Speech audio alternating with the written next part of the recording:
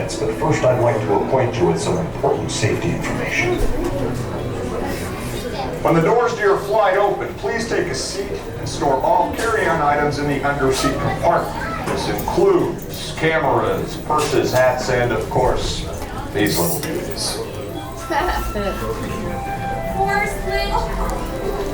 Next, fasten your seatbelts, inserting them into the buckle on your right. If smaller aviators don't measure up to the height indicator on the seat, just put the belt through the loop in the center strap before buckling.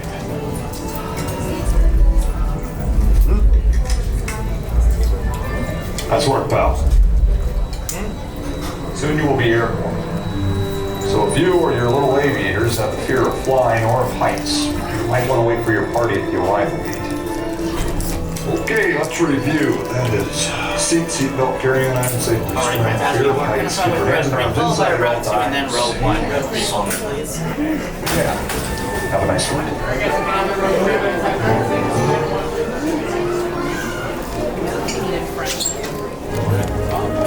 Makes it great.